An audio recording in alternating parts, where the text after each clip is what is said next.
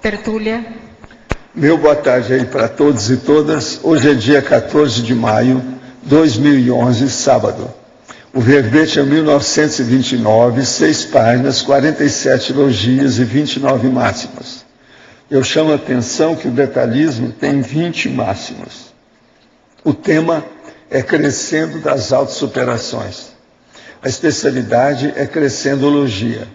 Quem redigiu esse verbete com muito detalhe e muita seriedade foi o nosso jornalista aqui, o professor Cláudio. Ele é uma fera e está aí muito bem assessorado para sustentar qualquer assertiva ou petardo que mandar na direção dele. Definologia.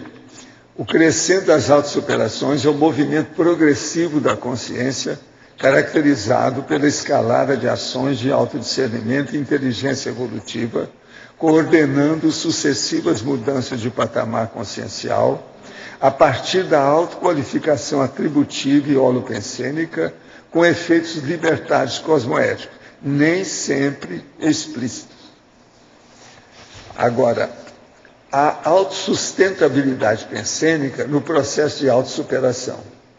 A prioropensenidade na encruzilhada das recorrentes possibilidades de superação. O movimento de convergência existencial em prol da vivência das prioridades interassistenciais. O amadurecimento pessoal quanto à vivência da incorruptibilidade cosmoética. O aprendizado derivado das doenças e crises, priorizando a reflexão e autossuperação sem necessidade de fixação na dor. A ênfase do Locke interno em detrimento à ditadura imposta dos modismos e Locke externo. A identificação e autossuperação das afinidades atravancadoras e baratrosféricas junto a determinadas consciências e consciências. Eu só li alguma coisa, a fatologia tem mais de 20 linhas, para vocês terem uma ideia. Agora, na remissiologia, nós destacamos 5 verbetes. Autossuperação específica, crescendo evolutivo, escala das prioridades evolutivas, progressão permanente e técnica do crescendo. Frase enfática. O crescendo das autossuperações representa a aceleração evolutiva da consciência lúcida, capaz de decisões acertadas e autocorreção, com autodiscernimento na alavancagem da PROEX. Você, como avalia a própria qualificação atributiva e holopensênica na perspectiva do crescendo das autossuperações? Quais atributos pessoais precisam ser trabalhados e quais traços merecem ser resolvidos prioritariamente? A bibliografia tem 6 fontes bibliográficas. Agora, questionamento aqui. Meu esposo começou a fazer TENEPS há 7 meses, mas é dependente de cocaína e crack há 12 anos. Diz que a TENEPS ajuda a dar-lhe força diante da situação lastimável. Já tentou suicídio em 2 momentos tempos atrás. Não aceita tratamento algum, pois está descrente, já que passou por vários deles. Suas recaídas são a cada 3 a 6 meses. Também estou praticando a TENEPS há 4 anos. Sinto que a assistência fica em função de ajudar as consciências que ele traz quando usa crack, além da pressão em torno da gente. Não consigo deixá-lo, pois tenho muita compaixão. Ele tem um caráter muito nobre e tem esperança que sairá desta. Por favor, de que maneira o senhor analisa essa situação? Existe alguma forma de eu poder ajudar mais? Olha, se fosse no meu caso, eu ia dar um jeito de arranjar um psiquiatra para dar remédio para ele abortar a próxima crise, por causa do processo, assim, da abstinência. Então seria bom ele pegar isso antes. Algum remédio pode ajudá-lo muito. Se ele não quer ficar internado, ele pode tomar o remédio. Agora, incentiva ele a fazer isso. Arranja um psiquiatra. Agora, arranja um psiquiatra que seja especialista nos assuntos e que não tenha conhecimento dele, gente desconhecida de vocês. Isso é muito importante. Isso é chuva, né? Quando a pessoa tem interesse afetivo em outra e começa a pensar nos dois juntos, isso pode ter algum efeito positivo? Pode unir as pessoas com o tempo? Olha, tudo é possível, né? Você está fazendo evocação, já viu. Se a intenção é boa, não há assédio, né? Vamos ver o que vai dar. O estado vibracional, sendo realizado 20 vezes ao dia, leva em média quanto tempo para o seu domínio? Aí depende do gabarito da pessoa, né? do energicista. Precisa ver como é que é. O que você acha, Mário? Você que trabalha muito com energia. Com 3 meses, a pessoa já começa a ver os efeitos do estado vibracional diário, né? Com 3 meses já vê. E isso já é um grande motivador para ela continuar exercitando o evento. Então, a questão é valorizar os ganhos. Isso aí vai dar. Agora, fixar mesmo, aí uns 3 anos. Aí, arranjar a coordenada. Agora, eu sempre falei que com 2 anos, uma pessoa boa, decidida, auto-organizada, ela domina a energia. O que a gente vê é, em média, 3 anos, que a turma começa a ficar boa nisso. Há algum tempo venho tendo retrocognições e muitas delas vêm se confirmando. Porém, recentemente, tive visões retrocognitivas de uma pessoa que foi muito importante e que ainda tende a ser. Vejo essa pessoa com certa frequência e não sei como retomar a relação. Tenho receios quanto a ela. O que posso fazer para me aproximar? Olha, a primeira coisa é o seguinte, na dúvida o melhor é você se abster. Está em dúvida, não sabe, né? Não tem confiança, isso é difícil. O dia que você tiver confiança aí, você toma uma atitude. Qual a forma mais eficiente para mandar energias positivas e pensênicas para determinada pessoa? Devo imaginá-la bem? Gostaria de dar assistência à distância. Olha, coloca a imagem do rosto da pessoa na sua frente e emoldura essa imagem com energia positiva, como se fosse uma aura de santo. Isso aí pode ajudá-la. Agora, põe bem como seja essa pessoa. Ela fica bem nítida. Agora, professor Cláudio, é com você.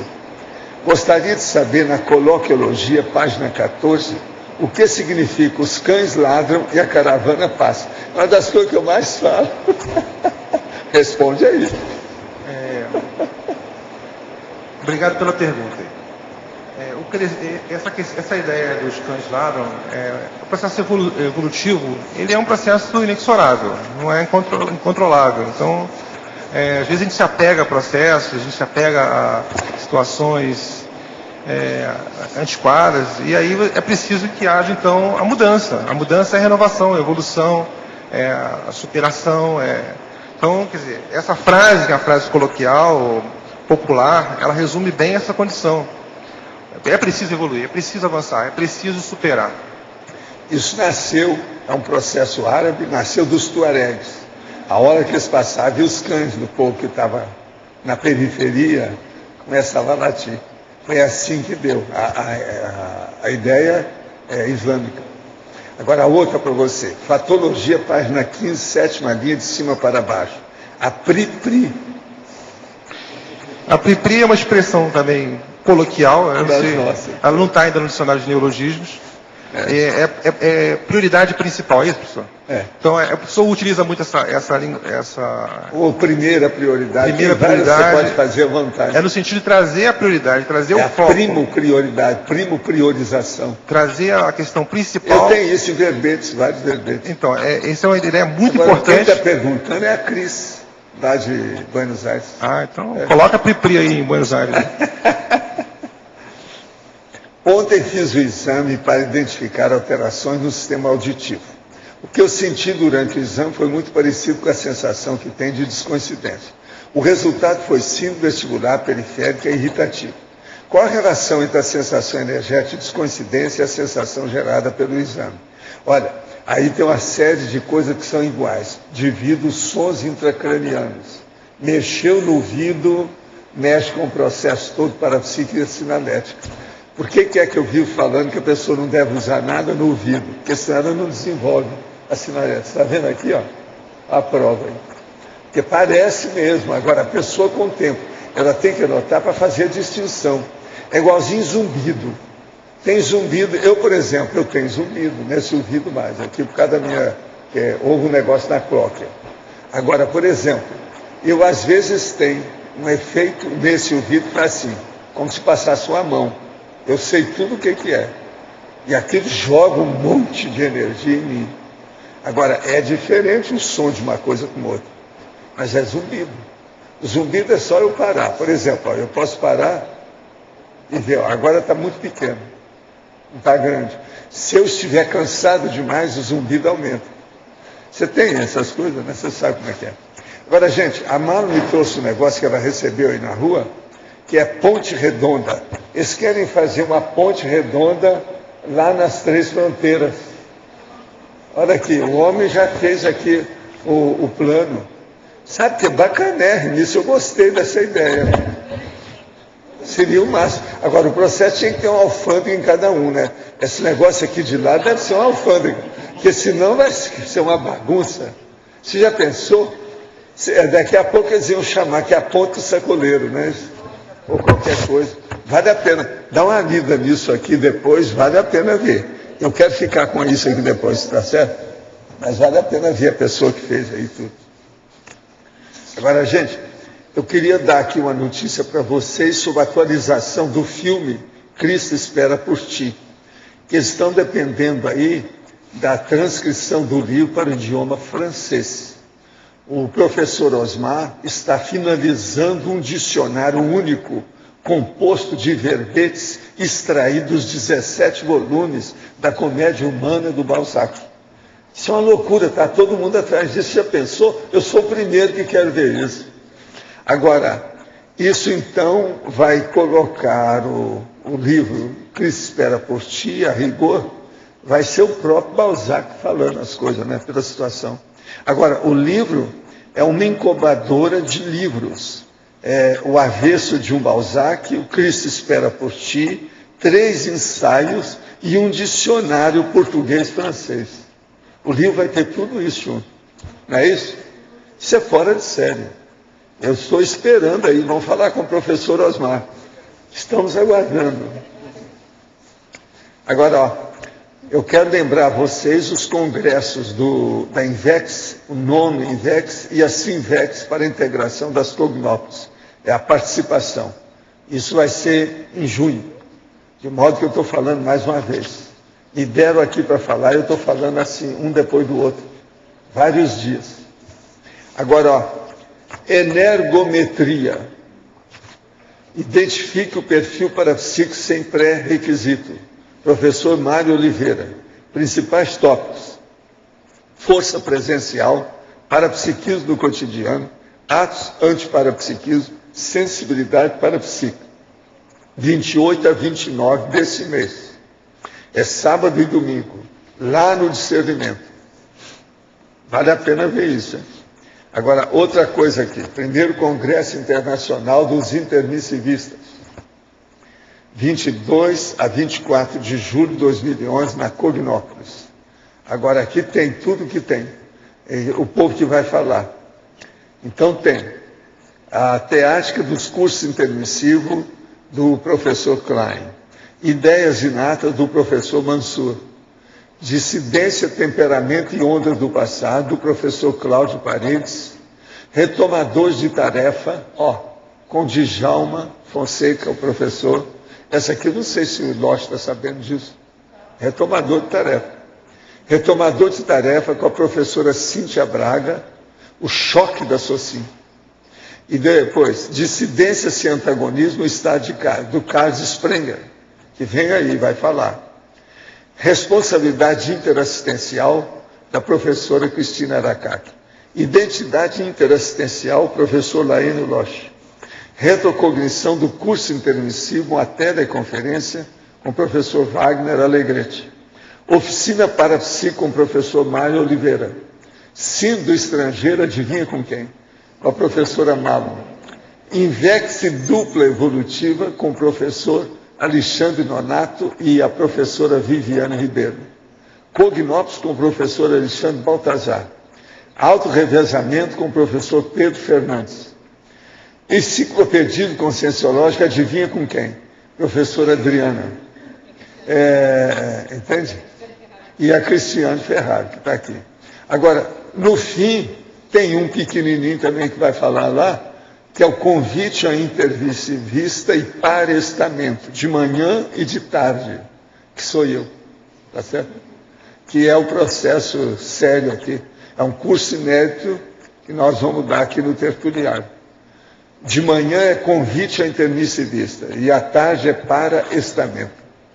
Agora, gente, 18, 19, 20 e 21 de julho. O negócio está chegando perto. Se alguém quiser ver, está aqui também os dados, tá certo? Já tem muita coisa aí para a gente ver.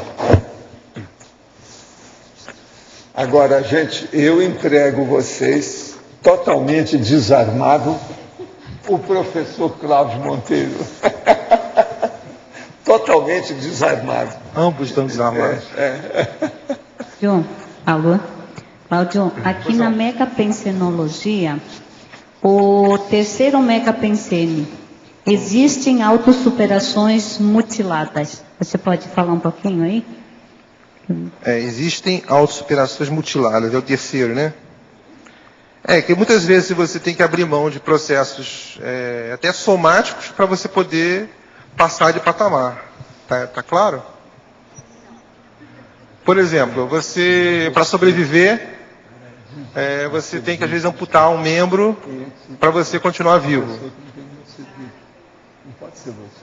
Cláudio, alô? Cláudio, na página 16... Fala mais, porque ela não entendeu. Fala mais então, ela não entendeu. Ela não entendeu. Pessoa que tem diabetes, pessoa tem um problema de saúde, aí ela está sofrendo muito, ela está num processo de evocando assediador, tá toda... Então, é um processo, a partir do momento que ela abre mão no caso aí, a mutilação, ela faz uma mutilação, ela consegue ter uma vida, não diria normal, mas uma vida mais equilibrada. Um outro exemplo para você. Quando a pessoa, às vezes, tem vários bagulhos em casa, como, por exemplo, armas, livros do passado, isso para ela é uma verdadeira mutilação, ela abre mão daquilo. E, nesse sentido, ela se supera a partir do momento que ela doa, ou que ela vende, ou que ela queima, ou que ela enterra, esse processo e ela segue em frente. O próprio pedágio, para qualquer tipo de pedágio, qualquer tipo de pedágio é uma forma de corte para você poder seguir para o patamar seguinte, né? Uma cirurgia, qualquer coisa. Estou trabalhando demais. Cláudio, na página 16, em ciclologia, a passagem para o ciclo evolutivo mental somático, ocorrendo após a eliminação dos pontos cegos da autocognição. Você pode aprofundar um pouco como que ocorre essa passagem para o ciclo evolutivo mental somático?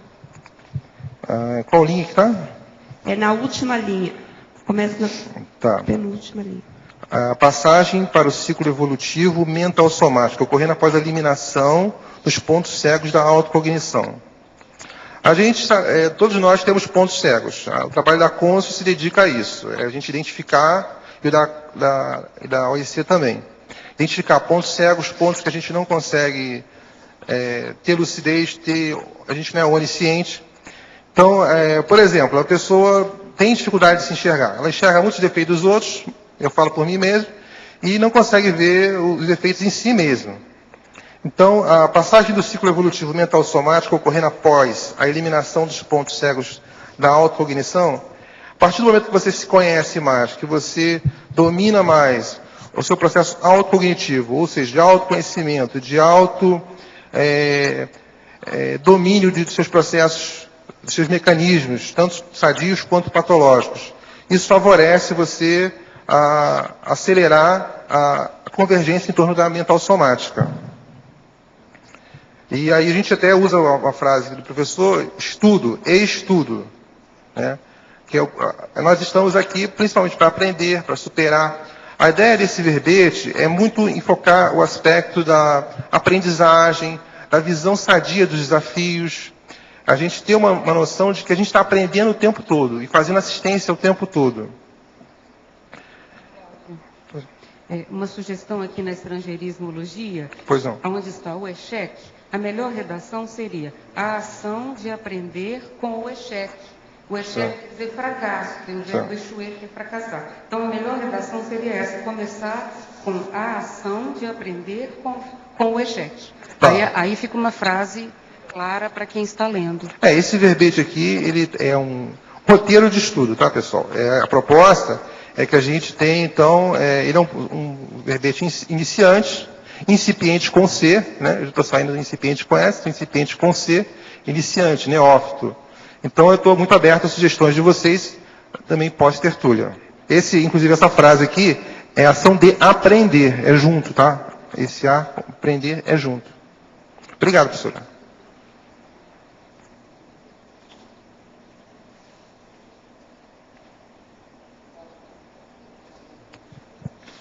João. Alô. Aqui na citaciologia, traduz para a gente essas duas citações, que uma eu mais ou menos entendi, a segunda eu não entendi. Nullum fim. Escrever não tem fim. Se a gente for ficar vendo defeitos nos verbetes dos colegas, a gente vai, ou for escrever o livro, não acaba nunca. A frase significa isso, escrever não tem fim. Essa frase, ela é das fábulas de Fedro, mas antes de tudo, ela também é citada no livro Mega Pensenes de Vocabulários, do professor Valdo, Manual do Mega Pensenes de Vocabulários. E a outra frase também citada no Manual do Mega Pensenes de Vocabulários é o conhece a ti mesmo, inscrição do Templo de Apolo. Uma frase aí bem evocativa, né?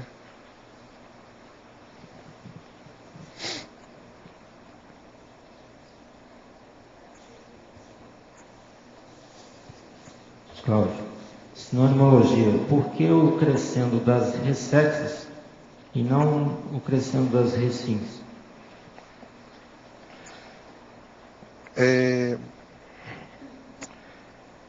Uma boa proposta, crescendo as reciclagens intraconscienciais, né? Que é um processo mais que envolve também o inversor, né? Vamos propor aqui a nossa Rosa.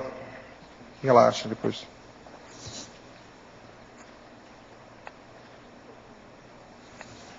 Obrigado.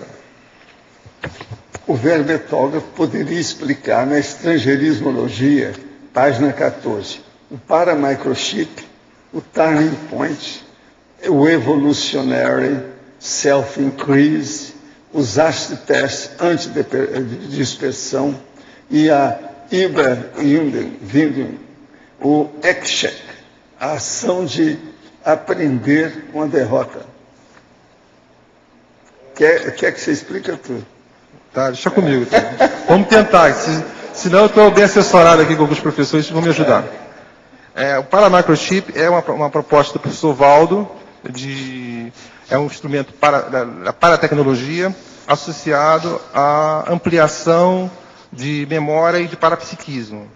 Então, eu citei o paramicrochip, que seria um chip, um instrumento paratecnológico inserido em algumas pessoas.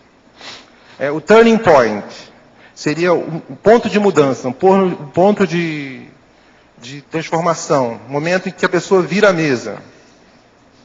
A proposta, por exemplo, o verbete pode ser um turning point, a vinda para Foz pode ser um turning point, a conquista de uma dupla evolutiva, até mesmo um curso de conscienciologia que a pessoa fizer é um turning point. Outro exemplo, evolutionary self-increase. É autoincremento evolutivo. Como é que é feito isso? Através do processo do estudo, do autoenfrentamento. A autossuperação não é só um processo material, ela inclui também o processo pensênico. Esse verbete quis focar isso, o processo das atitudes, as reciclagens intraconscienciais. Então, o evolutionary self-increase, quer dizer, o autoincremento, o automelhoramento evolutivo. Principalmente aí a gente enfatiza através da reflexão, da aprendizagem com tudo. Os acid tests antidispersão. Esse antidispersão é junto, tá? Mudou aí a nossa grafia, agora temos que colocar antidispersão junto.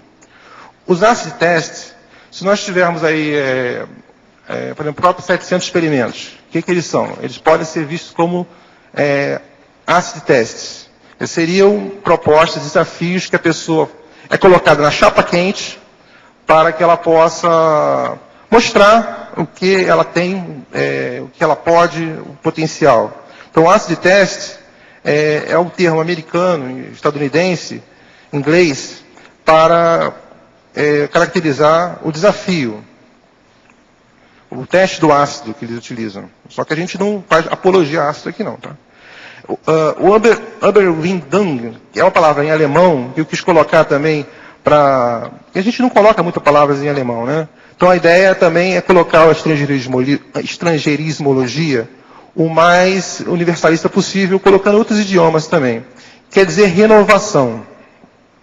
O Echec quer dizer o fracasso, o malogro. Através da visão que você tem em relação ao fracasso, à queda, a gente não ganha todas, a gente também pode aprender muito.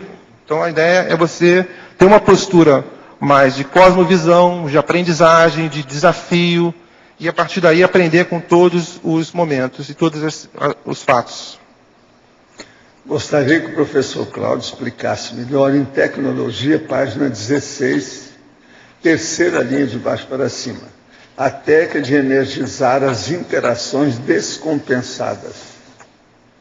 Essa técnica é muito séria, de respeito às nossas dificuldades, aos nossos trafores, aos nossos pontos cegos, que a gente tem tendência sempre a ver as crises, os desafios, a diversidade e se juntar de que lado?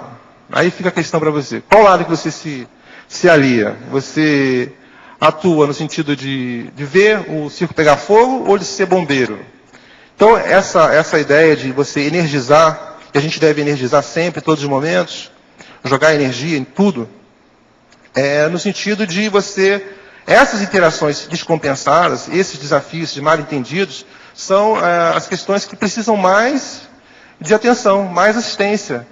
Então, inclusive, a gente coloca lá no binômio crise e interassistência, binômio adversidade e superação. Esses momentos são os momentos que precisam de mais superação, mais interassistência, mais autodiscernimento. Então, é nesse sentido de que a gente adote uma postura mais doadora e menos vampirizadora, menos de drenar os fatos. Então, está claro? Acho que sim. O professor Valdo poderia nos informar onde ficam localizadas as centrais extrafísicas? Elas ficam próximas? De que modo é o ambiente nas centrais? Quem as administra?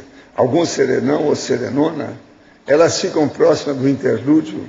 Posso evocá-las quando faço TENEPS? Quando faço estado vibracional? Olha, deixa eu te falar. O processo dessas centrais ficam sempre em comunex mais avançadas. Conosco, atualmente, o que a gente tem mais contato agora é com o interlúdio.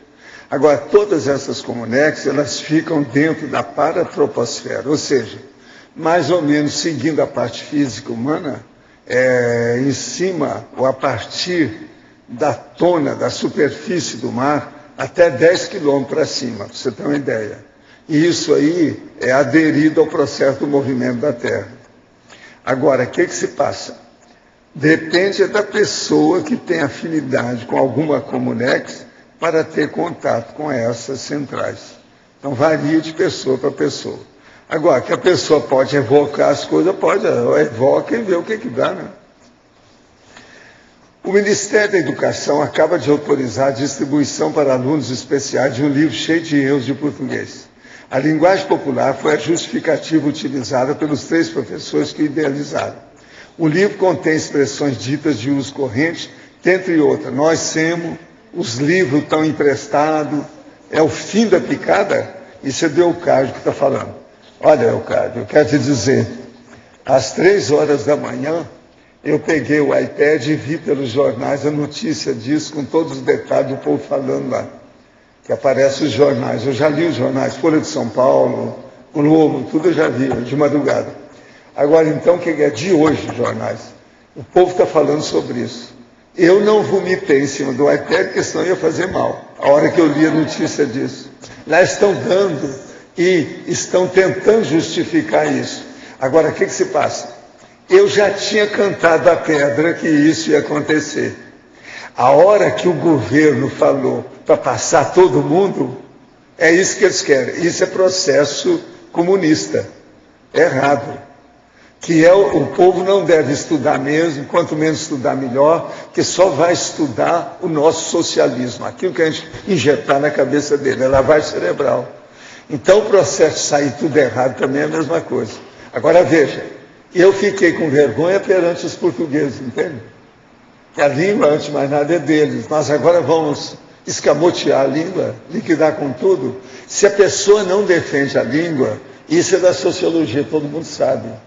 Todo o processo cultural vai para o espaço. Isso é uma loucura.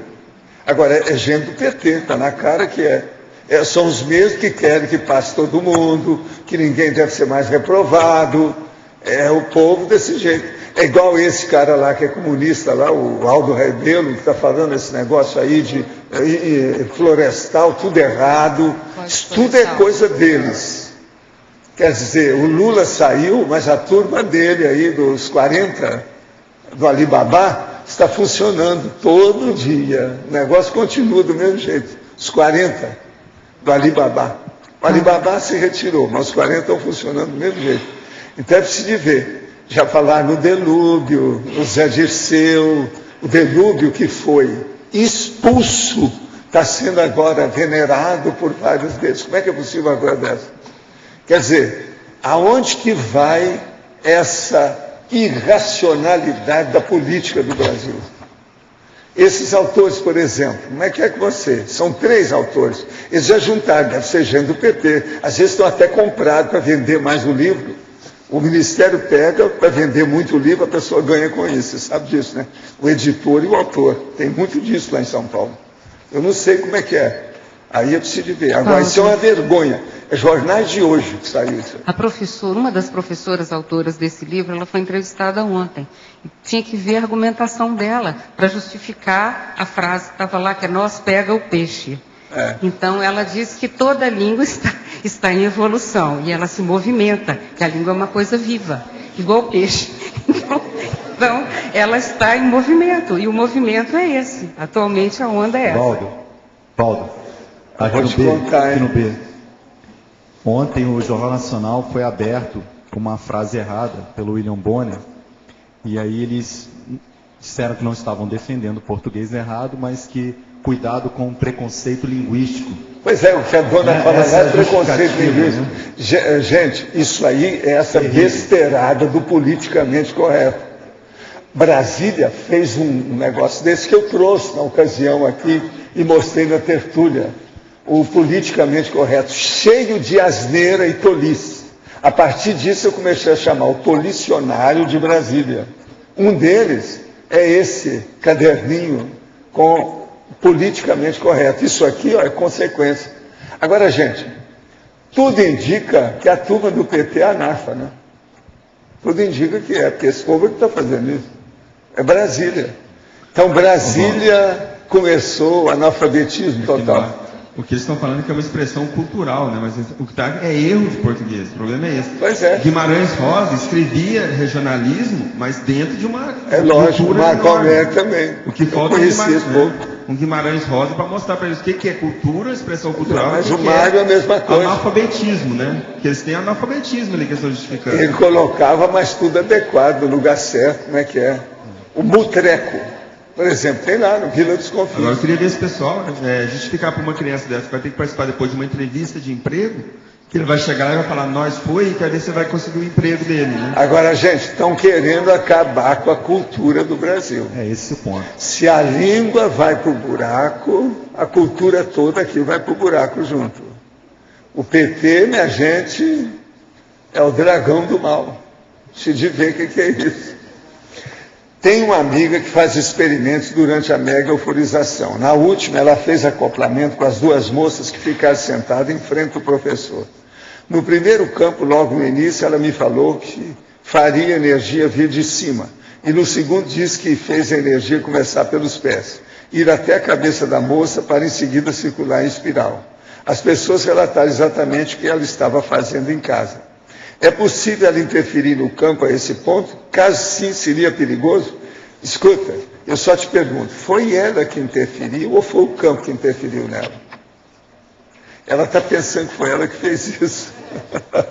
Tem gente assim, né? Você sabe que é assim, né?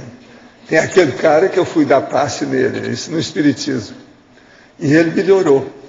Depois ele vira e falou assim, então, o senhor se sentiu bem comigo?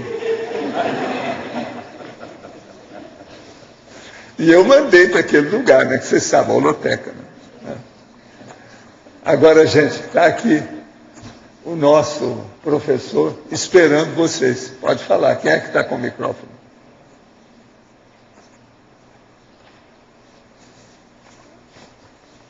Estamos esperando aí, o professor Cláudio está aqui esperando. Cadê as autossuperações de vocês? Como é que é? Agora a turma está lendo, porque são 6 páginas, né? Estão tendo trabalho para ler. Com esse detalhinho cheio de detalhes. Cláudio, algo. Eu aqui de novo. Na ciclologia, da terceira, 1, 2, 3, 4, 5, a sexta linha. A identificação do ciclo pessoal de desperdícios das autopotencialidades existenciais. Fala um pouquinho mais. Tá. Essa questão das pessoas estarem lúcidas em relação ao imenso fartura que existe, a imensa fartura que existe hoje e principalmente aos trafores da própria pessoa. Muitas vezes a pessoa não consegue ver o trafor dela, colocar isso em prática. A Consul está aí para isso, para ajudar a pessoa a fazer o esquadrinhamento dela dentro daquelas 10 linhas de trafores, né? A liderança, a mental somática, né? Então, intelectualidade, coerência. Então, a pessoa está mais lúcida em relação ao seu alto potencial e vê que esse desperdício, antes de tudo, é um processo de omissão deficitária. Então, a pessoa tem que procurar identificar quais são suas potencialidades e colocar em ação, começar a colocar em prática isso aí. Algo. O que você acha que as pessoas realmente não colocam os seus potenciais, não utilizam desses potenciais? O porquê disso? Você tem uma hipótese aí? Tenho sim. As pessoas têm... A gente sabe que o mundo é a deficiência holândia, tem muito autoassédio, né? As pessoas gostam, parece que tem prazer com assédio, né? Então, acho que a postura ideal é a pessoa começar a ver os resultados, os frutos dos resultados, os frutos das ações delas, nesse sentido. E não ficar só muito focado no processo financeiro ou no processo do outro, né? Por isso que eu coloco lá na questão da fatologia o lote interno, e não só o lote externo. Cláudio, na página 15, em parafatologia, na terceira linha de cima para baixo, se fala a identificação e autossuperação das afinidades atravancadoras e baratrosféricas junto a determinadas consciências e consciexes. Você pode aprofundar um pouco o que você quis dizer com isso? Posso sim. Muitas vezes a gente passa por mudanças de grupos evolutivos, né? A gente precisa... constantemente nesse processo de autossuperação, está mudando sempre em várias áreas da vida. Esse meu verbete, ele enfoca bem essa questão da mudança, essa questão do mudancismo. Mas é fundamental também a gente ter uma linha mestra, ter um megafoco, ter uma direção. Então daí entra a meta autoevolutiva, entra os 5 ciclos. Então tem vários outros verbetes que estão correlacionados a esse verbete nosso. Mas, especificamente, a tua questão aí, que você colocou, das afinidades atravancadoras e baratosféricas, diz respeito aos grupos do passado, aos nossos vínculos, aos nossos mau hábitos, às nossas más companhias, no sentido de a gente identificar isso e fazer assistência a essas consciências.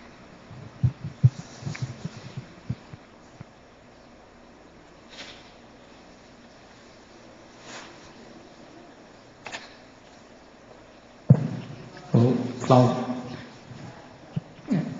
na parafatologia, na 4ª linha, bem no final, a diretrix internalizada a partir da expiração dos serenões no período da intermissibilidade.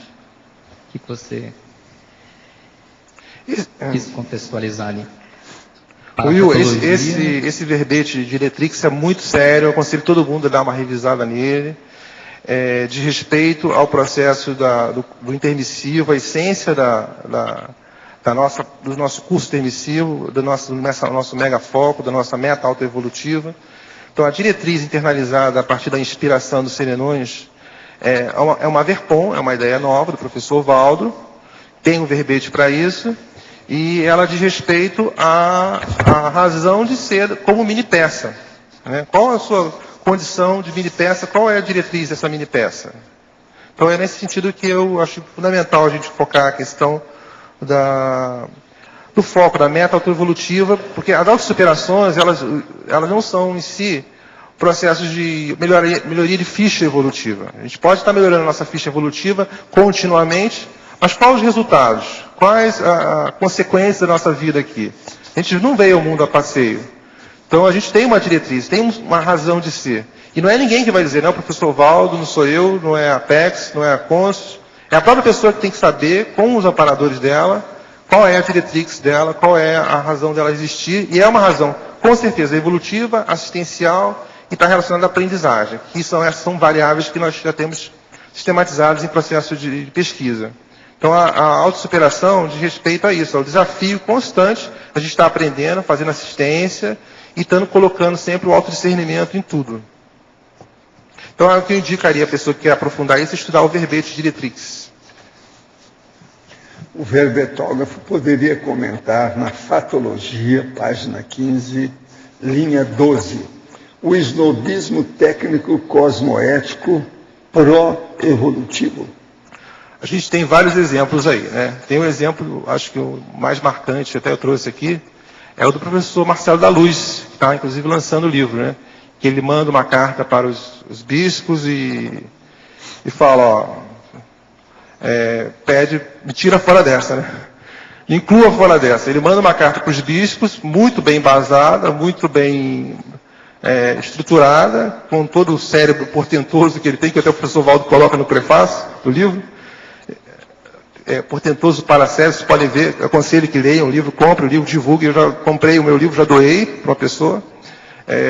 Que é fundamental a gente estar atento a isso. A Invex também é uma autoexclusão, é um snobismo técnico. Tá? Eu não estou fazendo aqui apologia de snobismo. O snobismo é uma condição que eu sabia que o pessoal ia perguntar. É um ponto que eu tenho dificuldade. Eu tenho especificamente dificuldade com isso. No sentido, porque muitas vezes as pessoas veem como snobismo. A gente não, mas as pessoas veem como a pessoa oferece uma coisa, você não... Mas é um ato que pode ser assistencial também, desde que seja cosmoético. Poderia explicar se a pessoa pode doar energia para a central extrafísica de energia e de que maneira poderia ser feito? Isso é que a gente é rica, hein? Essa é rica. Poderia evocar e exteriorizar depois de fazer o EV? Qual seria o período de tempo indicado para ser eficaz? Olha, o processo é receber energia de lá e não mandar. Agora, se você tem energia demais, pode mandar aqui para o CAEX, vai ajudar muito as coisas. Ou mandar para esses caras que escrevem loucuras e tolices nos blogs, né? Seria bom mandar para eles, eles estão precisando. Isso aí vai ajudar muito. Agora, centrais, elas já foram feitas para distribuir energia. Mas você sabe, é como eu digo, o Oceano Pacífico é grande, tem um pouco de água lá. Se você pegar água potável num copo e jogar no Oceano Pacífico, você está enriquecendo o Pacífico. De modo que tudo é possível, né? De modo que manda seu copinho d'água para o Oceano Pacífico da Central Extrafísica. É um tipo. Mas, agora, ó, que eu quero ver mandar as ideias de ponta da Verpom para da verdade. Essa podia mandar para mim. Eu estou de pleno acordo. Agora, que é engraçado é o negócio do retorno. Isso é que é pessoa poderosa, hein? Você tem certeza que você não é serenona, né? Vamos perguntar, né? Sei lá, entende? Cláudio, estou tentando entender aqui o processo de construção do verbete Gostaria de saber por que você classificou o verbete em crescendologia e não em autossuperaciologia. Essa questão aí da classificação de especialidade, concordo, poderia ser autossuperaciologia. Aí a gente tem que conversar com a equipe, não, da mas revisores. O crescendo, você já colocou, o título dele é Crescendo das. É crescendologia. Eu achei interessante. Você não tem por onde fugir, não. Antes de tudo é crescendo. A autossuperação, ela acarreta crescendo. Antes de tudo, aí o texto é crescendo. É uma evoluciologia, só que focando na parte do crescendo. O problema é o crescendo, é o que manda, o fator determinante. As consequências, né? O detonador da história. Não é a autossuperação, é o crescendo. Marcelo, valeu a polêmica aí, é importante. Eu achei interessante. Vocês estudem. Cláudio, na mitologia 17, página 17. Achei interessante que você colocou vários mitos, né? Um sobre o autoesforço, outro sobre a autoexposição, outro sobre a autocrítica, sobre o autodesassédio, depois veio para o autodiscernimento, chegou em poder e começou a falar da mitoclastia. Só que você coloca do desperto e depois do teleguiado. Você acha que a mitoclastia começa no desperto e qual seria a diferença do desperto para o teleguiado? Por que você teve necessidade de botar também no teleguiado? Eu já andei pesquisando mais essa questão do teleguiado. Inclusive, até apresentei um trabalho sobre isso. O meu conhecimento sobre isso é mínimo. O teleguiado, ele tem um condicionamento positivo. Enquanto a gente está no condicionamento, a gente quando fala o ser humano, a massa humana, condicionamento negativo, ele tem uma antena chamada autodiscernimento, o teleguiado. A diferença do teleguiado e o desperto. O desperto ele está começando a aprender com o assédio. Então ele começa, o assédio para ele deixa de ser assédio, o assediador deixa de ser assistido. Então ele já não tem mais essa condição de ficar botando o dedo na cara dos outros, né? Ele tem o processo de fazer a assistência 24 horas e está o tempo todo ganhando com tudo. A minha visão do teleguiado autocrítico é já a consciência mais próxima ao serenão, mais próxima com essa diretrix mais clara, com a noção com a vida dela mais regrada, com o processo dos ciclos, do ciclograma pessoal mais adiantado, nesse sentido aí. Espero ter ajudado, não sei. Eu estou pensando que agora que pode ser a diferença também, porque o teleguiado, ela vive literalmente em dois mundos ao mesmo tempo, né? Porque é depois de semiconsciência, né? Então ela pode ter uma condição de mitoclastia muito mais abrangente, né? Mais multidimensional, não sei. Nós vivemos em um mundo de várias ilusões, mitos, a Maia, né? Então, você saber lidar com esses mitos, com essas ilusões, sem ser engolidos por elas, você saber lidar com as paixões. Acho que tanto em relação ao amor, você tem que não ter paixão excessiva, apego, como também em relação à derrota. Você também não tem que ter autodepreciação. Então a gente tem que arrumar um meio termo nesse sentido, aproveitando aí o teu gancho, isso que eu estava pensando em falar.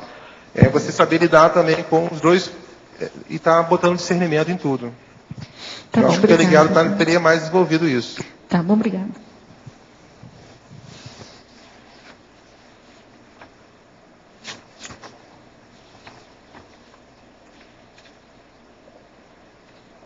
Cláudio, na página 15, em fatologia, você pode explicar melhor, na linha 12, de cima para baixo, os assuntos e as lembranças difíceis de abordar a serem superados e encaminhados para o FIEX? Quem não tem um fato, uma vivência que ela quer esquecer ou que ela não considera importante. Então, os assuntos e as lembranças difíceis de abordar e a serem superados e encaminhados para o FIEX diz respeito ao processo de a gente estar com um foco no Trafor.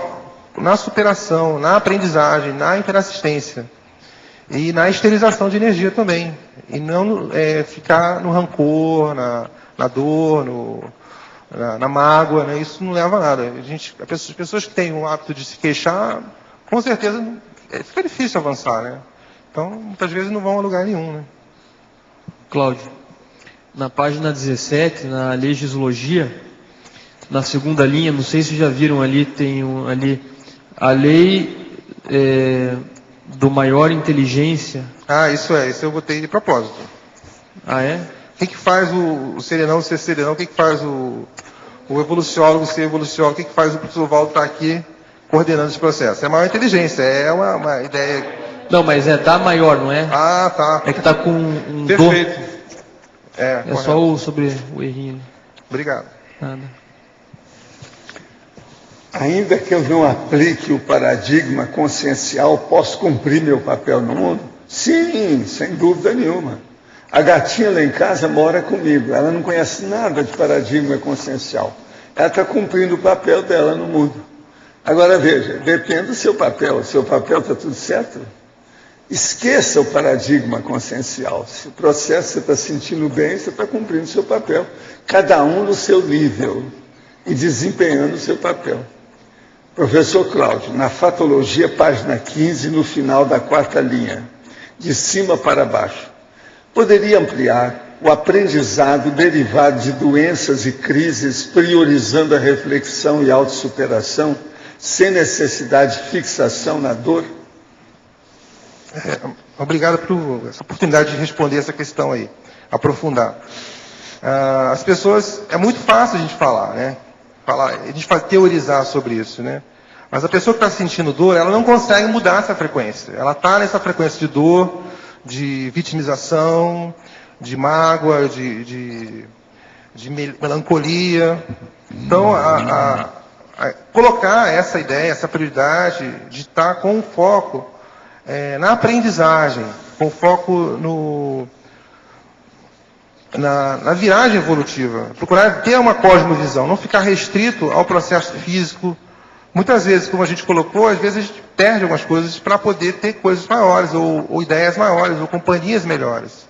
Então, nesse sentido, a gente não está focado no rancor, na dor, e está com foco na autossuperação. A ideia é essa aí.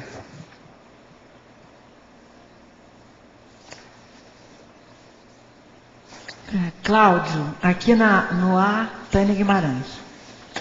É a sua politicologia, na página 17. Você pode falar um pouco mais desse seu 4º item, a teática da democracia pura? Posso sim. Nós vamos ter agora o evento da democracia direta, e que a gente pode aprofundar mais isso. Mas eu vou me ater ao que se perguntou aqui. A teática da democracia pura é uma realidade que a gente não tem ainda no nosso planeta. A gente tem uma democracia representativa, uma democracia que é furada, que a gente é obrigado a votar. E até fazendo apologia aí ao professor J. Vasconcelos, que participou do curso aqui Heterocrítica, de Obra Útil, e que vai estar no Simpósio Democracia Direta, diz respeito à democracia pura, isso que a gente tem procurado fazer aqui no Tertuliário, com votos, com participação aberta para todas as pessoas do planeta, agora com a proposta de colocar em vários idiomas a equipe de tradução. Então, até acho que a democracia pura, ela nos dá autoridade para nos dá, no caso, dá a pessoa que trabalha a questão da democracia pura, nos dá autoridade para que possa ter uma liderança legítima, ter uma hierarquia evolutiva, ter uma hierarquia de pessoas realmente comprometidas. Essa hierarquia em crescendo, segundo seu entendimento, né? A hierarquia em crescendo, porque o seu verbete é crescendo. Seria o máximo, né? Democracia Sim. pura. Tá ok, muito obrigada. Obrigado a você.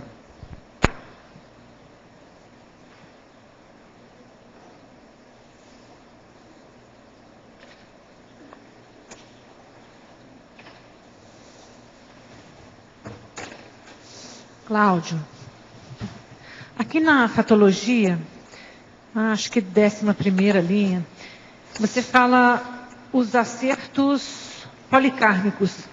Você poderia aprofundar? Porque eu entendo bem quer dizer, eu consigo entender o egocármico e o grupo kármico, mas esse aí está meio... eu boto acertos egocármicos, acertos grupocármicos e acertos policármicos. Isso. A pessoa que muitas vezes tem uma liderança, tem uma função policármica, a ideia é essa, que ela também tem acertos a serem feitos. Ela muitas vezes foi líder no passado, mexeu com multidões, mexeu com países, mexeu com até, em termos até maiores, né? E ela tem também que fazer, a partir dos acertos anteriores, claro que há uma escala, ela primeiro vai trabalhar o ego-karma, depois o grupo-karma, mas também de respeito a processos de várias nações, vários planetas até, que ela tem que estar acertando isso aí. Agora você pergunta, como fazer isso? Não é o meu nível, tá? Então, eu posso dizer que o acerto policármico diz respeito a lideranças que foram, por exemplo, grandes teóricos, que influenciaram multidões, que vai além de grupos, de grupelhos, entendeu? Nesse sentido. Tá bom, obrigada. Obrigado. Cláudio, no A, Tânia Guimarães novamente. Logo abaixo dos acertos policármicos. Você já falou sobre o esnobismo técnico? Já falei. Você quer que eu fale mais? Quero sim. A gente tem o esnobismo técnico que não é cosmoético, que é o que a gente mais tem, né? É o esnobismo da pessoa que não trabalha com assistência. Então, a gente tem vários exemplos aí no mundo das pessoas que não... por exemplo, a própria pessoa que vem para Foz e não procura, não acompanha as tertúlias, não consegue acompanhar. Isso é o esnobismo não cosmoético, para ela. Agora, o cosmoético é o caso citado aí, por exemplo, da autoexclusão voluntária, do inversor, por exemplo. A pessoa que ela opta por ter hábitos sadios. A pessoa que opta por se abster numa eleição vendida, comprada, como a gente vê em vários casos aí. Então, seria nesse sentido. A pessoa ela vai, então, ter uma postura de autoexclusão, ela vai abrir mão do que é dado a ela, porque ela tem uma opção melhor e não vai optar por isso por briga, ela vai esnobar. Né? É uma ideia complexa, realmente. Sim. Então, deixa eu ver se eu entendi. Você está falando do técnico, anticosmoético, que está esnobando. Agora, por que você no final botou pró-evolutivo? Você não... Não, o que a gente coloca aqui é o cosmoético. É o quê? A gente coloca o cosmoético aqui. Você viu o cosmoético, né? Pró-evolutivo. É esnobismo técnico... Então, o que é um esnobismo cosmoético? O caso, e o que é um esnobismo pró-evolutivo? Então, tem 3 ideias que... a missão superavitária... Não convergentes. A pessoa o tempo todo está fazendo decisões. Está optando por caminho A, B ou C. Nesse momento, a alma ela vai ter que dar banana para algumas coisas. Por que cosmoético? Porque pró-evolutivo? É um reforço, no sentido de estar enfatizando o cosmoético. É uma ideia que eu estou trabalhando para ver se eu consigo atingir isso um dia. Então, eu estou sugerindo que você tirasse o cosmoético, colocasse anticosmoético, e o pró-evolutivo você eliminasse desse item. Não, a ideia não é colocar anticosmoético, não. Pró-evolutivo? O anticosmoético então, não. Existe um esnobismo. O livro do Marcelo da Luz, por exemplo. E existe um é um esnobismo cosmoético. Eu não estou enfocando aqui o processo processo do egoísmo, não, gente. Pode ser um esnobismo técnico cosmoético, pró-evolutivo, o exemplo de uma pessoa que ela tem uma opção de fazer outra atividade, mas agora eu não posso, porque eu vou fazer TENEPS. Pode ser? A ideia do anticosmoético aí, a gente combateu o anticosmoético, entendeu? Não é colocar aqui. Cláudio, e também, por exemplo, os objetores de consciência, eles fazem o esnobismo.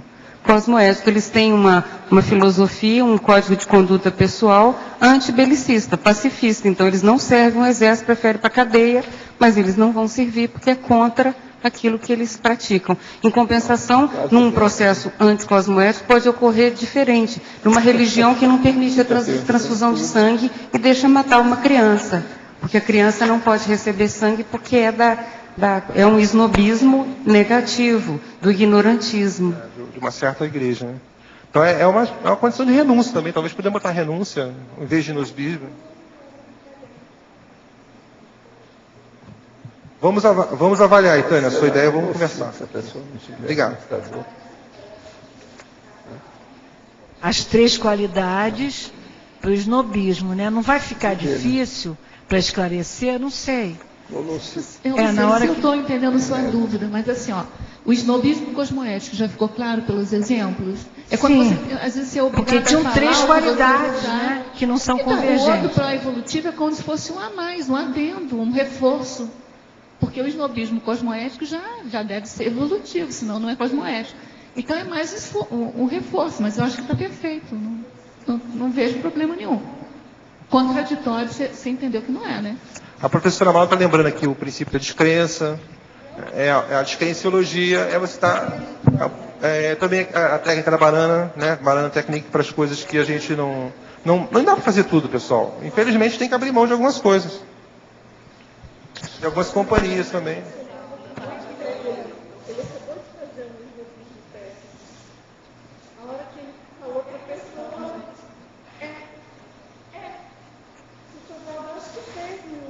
No cosmoético técnico, quando ele respondeu a um teletertuliano, perguntando sobre a questão da conscienciologia, né? Se ele poderia ter o papel dele. Eu falei da Crystal. Sem o paradigma consciencial, ok, cada um no seu nível evolutivo. Nós ficamos aqui, eu falei vocês. de alguém que vive comigo, que é a Crystal, a gatinha. Ela não conhece nada de paradigma consciencial. Está cumprindo o papel dela. Ela me falou que está bem. Ela me falou. Agora de manhã mesmo ela falou que está tudo bem. Alto nível. Essa ideia do snobismo não é uma coisa ofensiva, ela é uma necessidade de você abrir mão de algumas coisas. Tem outro nome para isso, né? Tapa com luva de perica. Tá certo? Essa é a esnobação mais técnica. Às vezes ajuda a despertar a pessoa. Agora, você fala também sem carregar nas tintas, do jeito que eu falei. Você não acha que eu falei com uma certa elegância, não? Eu não carreguei nas tintas, eu só expliquei. Que eu podia falar, olha aqui, cada um fica na baratosfera que queira. Eu não disse isso, nem estou falando agora. Está entendendo? Eu não cheguei à ironia, ao sarcasmo, ao escárnio, à sátira. Não. Sou irreverente. A irreverência, essa me perdoa, mas forever. Não tem jeito. Se nós não formos irreverentes, você vai virar guru, sacralizar as coisas, vai ficar tudo piegas, ridículo. Vai virar demagogo, né? Vai ter demagogia. Eu acho que a raiz da TARES é um pouco isso, né? A TARES mais séria é justamente esse nível. É a luva de pelica. A raiz dela. Não é fácil, mas é o jeito. Agora, outro nome que eles gostam de usar chama morde e assopra. Também entra aí. Vocês podem escolher à vontade. Vocês querem que eu leia tudo de novo do rapaz? Vocês entenderam bem o que ela falou? Eu vou ler. Aqui. Ainda que eu não aplique o paradigma consciencial, posso cumprir meu papel no mundo? Conclusão. Eu não disse, mas agora vamos analisar a pessoa. Ela está falando isso porque tem alguma coisa muito braba com ela, ou com alguém junto, ou com a dupla, ou com a família, ou com a filha, ou com o filho. Alguma coisa tem, senão a pessoa não ia ter essa ideia. Isso está na cara, isso é da psicologia, da consciência-terapia, da psiquiatria, está na cara. A pessoa perguntando, ela mostra o ego dela. Se a pessoa que está ouvindo souber analisar. Toda pergunta mostra o ego da pessoa que pergunta. Direto ou indiretamente. 99,9999 é indiretamente. Isso é inevitável. Agora, veja, é esnobação? Sim. É a banana technique? Sim. Não há dúvida que é. É irreverência? Sim. Agora, veja, até um certo ponto eu perguntaria, é impacto-terapia? Também, pode ser. Sei lá o efeito disso na pessoa? Valdo, Professor. você poderia explicar mais por que está na cara nesse caso que tem alguma coisa brava com ela? Porque eu não supe ver isso. Escuta, presta atenção. Olha aqui, ó, vamos analisar lá. Eu não falei o nome da pessoa, isso eu não posso falar. Porque senão aí seria anticosmoético. Ainda que eu não aplique o paradigma consciencial, posso cumprir meu papel no mundo. É uma pessoa que não quer mudar aquilo que ele tem. Deve ter alguma coisa que ele está segurando, mas violentamente. Ele não quer mudar. Agora, veja, o paradigma consciencial está chateando a pessoa. Ele queria arranjar um jeito de contornar os obstáculos. Dar um jeito, igual o rio. E tem coisa que não pode. A pessoa tem que ser javalínica, ela tem que enfrentar o rio. Ela tem que engolir a montanha. Ela tem que ultrapassar o obstáculo. Mas como você chegou nessa conclusão? Porque o que eu percebi... É só você pensar o que está falando. Eu percebi culpa. O que eu percebi foi culpa, mas não consigo chegar a esse ponto. Não, como é que eu entendi isso, né? Se a pessoa não quisesse, não tivesse nem considerado o paradigma, nem teria feito essa pergunta. Se fez a pergunta, então, ela já considerou Laura, o pense paradigma. Bem. O que produziu essa interrogação na cabeça desse meu amigo? Alguma coisa com culpa, alguma coisa errada que ela fez. Não é bem culpa, não. Ele quer acomodar a situação dele numa boa. Entendi. E chama acomodação. Eu agora estou analisando a coisa mais profunda. Não, entendi o que o Pedro falou. Acomodação na periferia. Acomodação na moldura. Não quer assumir alguma acomodação coisa. No acostamento. Acomodação no buraco, na sarjeta, que às vezes ele está. Por exemplo, vou só te falar uma, não sei o que é, viu? Eu estou analisando no escuro. O meu amigo lá que me perdoa. O que eu estou falando aqui, tudo são hipóteses. Hipótese tentativa. Por exemplo, vamos supor que ele fuma e não quer deixar de fumar. Pronto. Já torrou tudo aí com ele. Não, eu entendi agora, Valdo. Eu posso seguir fumando o que eu estou cumprindo a minha vida? Não, o problema é seu. A questão é que a minha gatinha está cumprindo a vida dela. A questão é que ele conseguiu enxergar o paradigma, porque ele fez a pergunta. Porque se ele não tivesse conseguido enxergar de qualquer maneira, uma coisa muito séria. Pode fazer melhor, e não querem. Aqui, uma coisa muito séria. Quem perguntou isso não é gente boba. Eu não conheço, não sei quem é a pessoa. Mas veja, não é gente boba. Porque percebeu o nível do paradigma consciencial que é arrasador. Por que é arrasador? Porque ele é baseado no princípio da descrença, na descrenciologia. É um processo de experiência pessoal, o paradigma consciencial. Descrença e paradigma consciencial é a mesma coisa. É baseado no experimento pessoal da pessoa. A ciência que nós estamos apresentando, a neociência, que eles chamam de subciência, pseudociência, infraciência ou qualquer coisa, e que eu chamo de paraciência, ela tem uma diferença com o resto. Ela é baseada no parapsiquismo, na multidimensionalidade e na experiência pessoal. Então, conscienciologia, antes de mais nada, é a vivência da pessoa, pessoalmente. Não é do grupo, não é da coletividade, não é da humanidade, não é para a população do cosmos. Não tem nada a ver com isso. É a pessoa, antes de mais nada. É a unidade da população do cosmos. Isso é terrível. Ele viu alguma coisa nesse sentido que afetou a ele. Senão ele não perguntaria. Às vezes, não afetou a ele. Afetou aquilo que eu falei. Uma filha, um filho.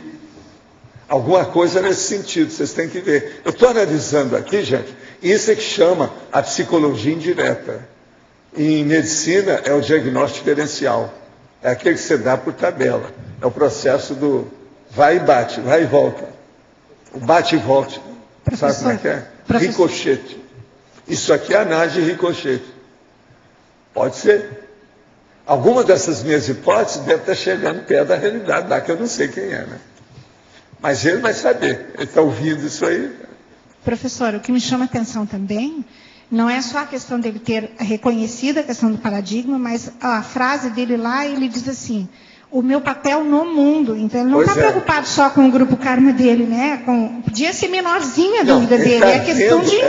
É a vida dele. É grande. Ele já deve ter visto o paradigma, ficou sabendo que tem a programação existencial, como é que fica isso, cosmoética, o prioritário, a evolução, o discernimento. Só aí eu já dei mais 6 coisas. Terrível. Exemplo do Marcelo Luz. Pois é, o Marcelo, terrível negócio. Outra coisa, ainda não falei que eu posso falar mais. Repetir aquele caso do bispo, lá do interior de São Paulo, que me colocou na berlinda, metendo o pau, desancando comigo, me dando nome, arranjando epíteto. O que há? Sou personagem do livro do Marcelo. Tá certo? Agora, estou muito bem, né? Lá no livro tem todos esses caras aí que eles falam da história, está tudo lá no livro. Eu estou no meio, está ótimo. Já valeu. O que determina o sexo do serenão ou da serenona? Seria a quantidade de vezes que ressomou em determinado sexo? Não. Seria aquilo que tem vantagem para ele funcionar na proex coletiva, que geralmente é holocármica dele. Policármica. Então, essa policarmalidade é que vai dar a sexualidade dele. Não tem lógica isso? Thomas Edison teve atuação no polikarma? Poderia comentar? O que você acha? Fala você primeiro aí, você que é amigo dele. Inventor da lâmpada. Com certeza. Você sabe que é lógico que ele teve, é coisa muito séria. A hora que o cara falou, o amigo dele, o que trabalhava com ele. Mas, professor, tem que parar com isso. O senhor já fez até agora 167 experiências, não achou a lâmpada? Assim, sim, mas o que o senhor lucrou com isso? Lucrei as 167 modalidades de manifestação, experiência e investigação que não dão certo, que não mostram o que é a lâmpada. De modo que eu vou ver a 168ª agora. Mandou o cara para o escambau. Não. O homem era super inteligente, Edson. Muito inteligente, hein? Era constante, persistente. Agora o nome não é esse, não. O nome é tenaz.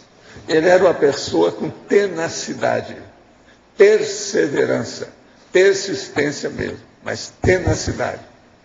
Então, isso é o que eu chamo de autodeterminologia.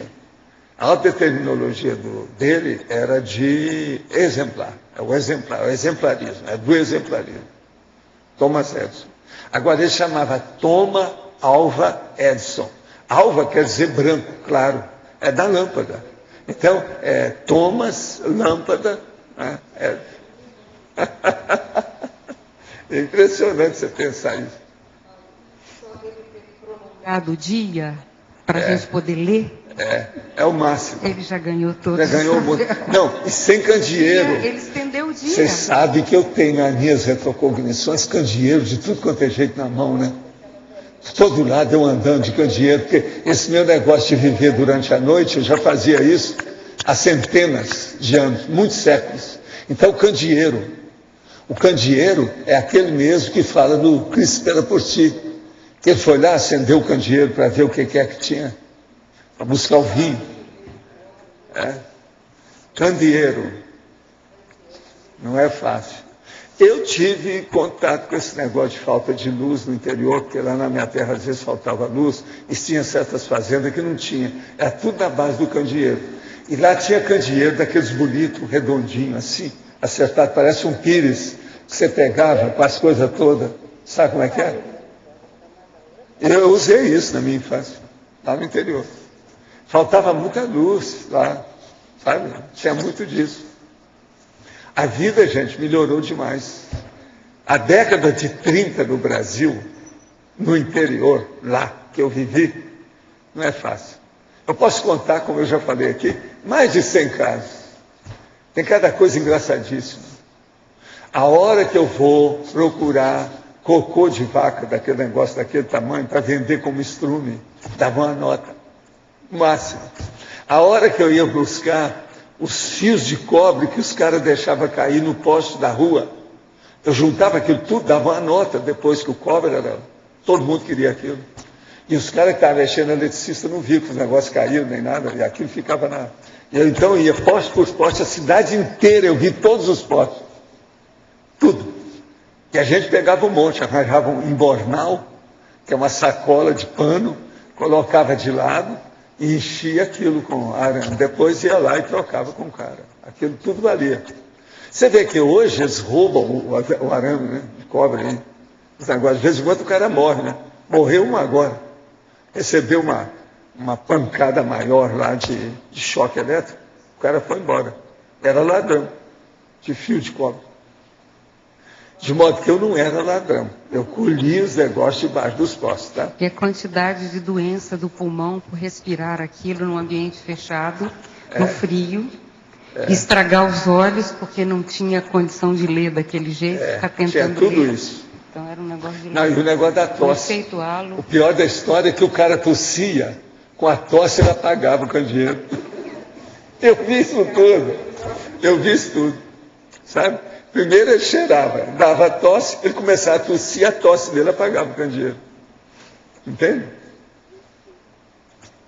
Quando é uma vela pequena ou qualquer coisa nesse sentido, apaga, né? Igualzinho na hora do aniversário.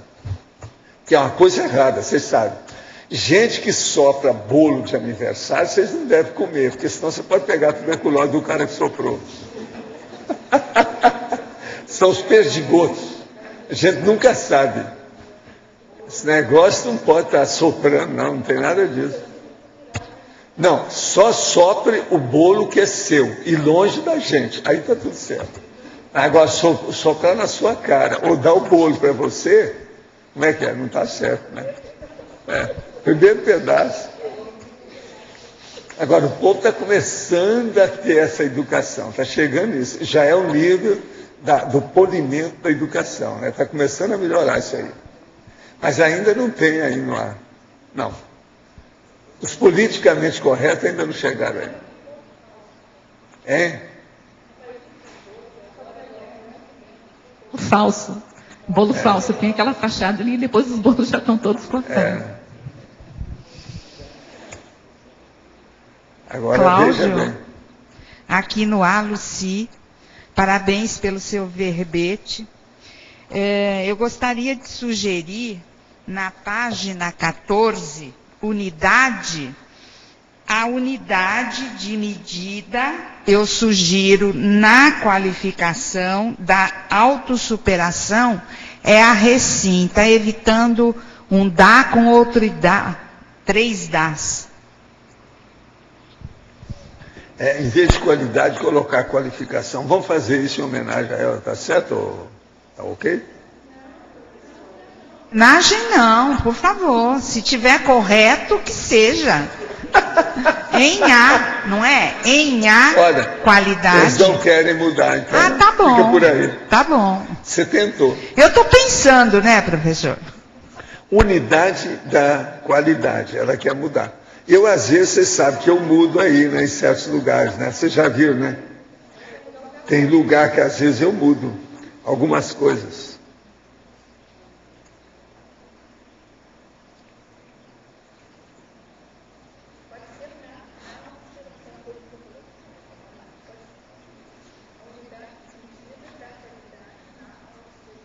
Não, o que ela quer mudar é a qualidade. Cada idade. É o sufixo que ela quer mudar, porque está repetido. É o dá. Ah, ela quer isso? Então pode ser dar qualidade na autossuperação, né? Pode ser. Em A, qualidade. Não, mas olha, dá aqui, eu não estou vendo nada demais. Eu também não vejo nada demais. Não tem nada demais, não. O português está ótimo. Eu estou pensando que o processo da repetição do som. Não é isso?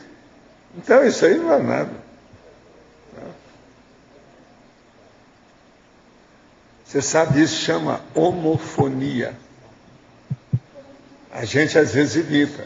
Eu, às vezes, por exemplo, aqui, ó, nesse processo da tributologia, eu ponho a holomatura essência da qualidade e tal, para não ficar idade. Isso aqui é para cortar a homofonia. Homofonia tem vários nomes, o outro é eco, tem vários nomes nisso, ressonância, é eco da linguagem.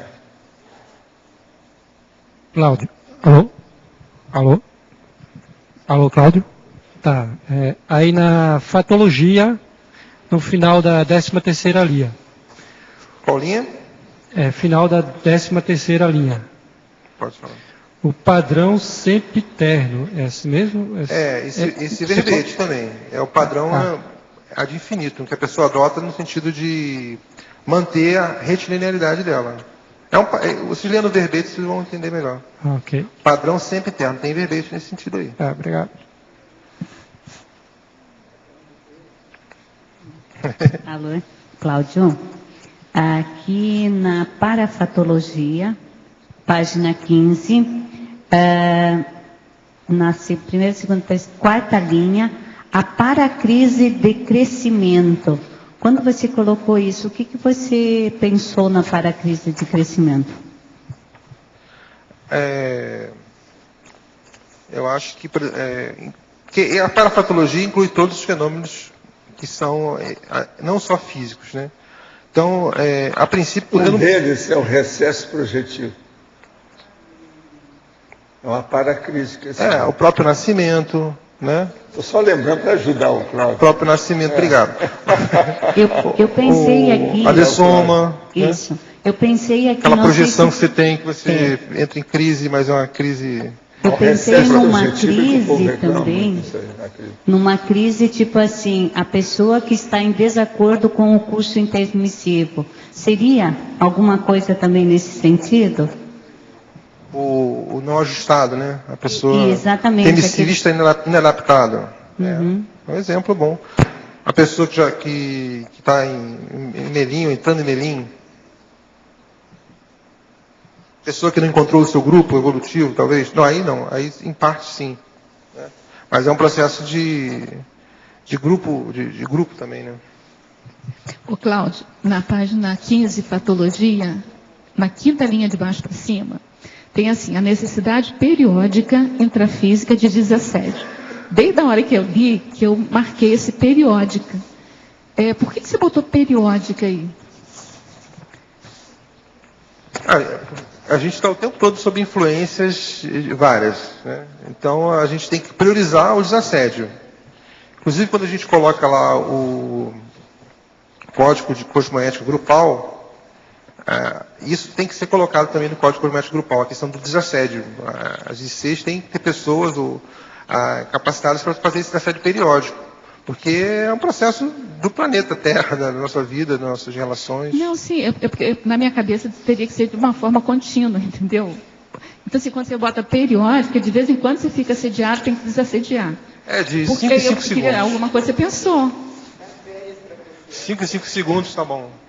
Olha, uma boa confirmação. O nosso amigo escreveu de novo.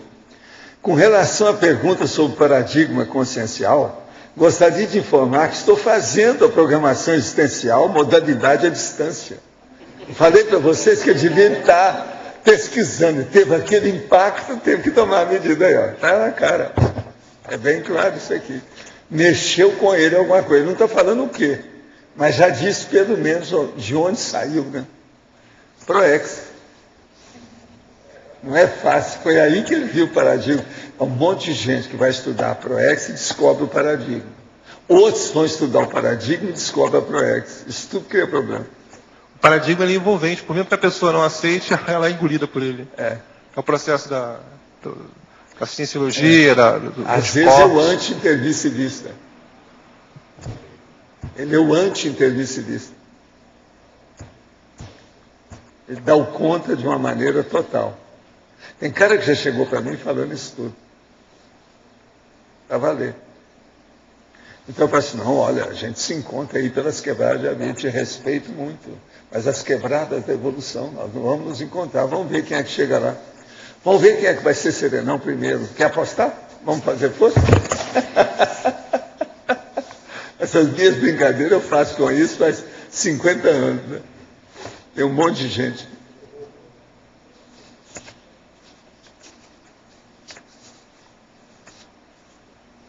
Quem é que está com o microfone aí? Quem é que ainda não falou? Tem gente ainda que ainda não falou aqui, né? Hoje. Você já falou? Preciso ver quem é que não falou. O Marconi não falou nada hoje, uma coisa tão séria dessa, Marconi, como é que é possível? Fala aí, Dulce. Cláudio, eu queria pedir para você falar um pouco sobre a questão da ideia e do que levou você, como foi a construção desse verbete. Eu já recebi ele com muitas informações. A ideia inicial do verbete era ciclo das autossuperações. Paralelo a essas ideias, surgiu aí, ou antes dessas ideias, tinham 5 ciclos, tinha um ciclo reparatório, tinha o ciclograma, que o professor Pedro Fernandes está aí, lançou o curso, agora vai ter uma nova edição. Então, tem o verbete também, a autossuperação prioritária do professor André, tem a autossuperação específica do professor Valdo. Então, esse tema aqui, eu até escrevi aqui, vou dar uma olhada aqui.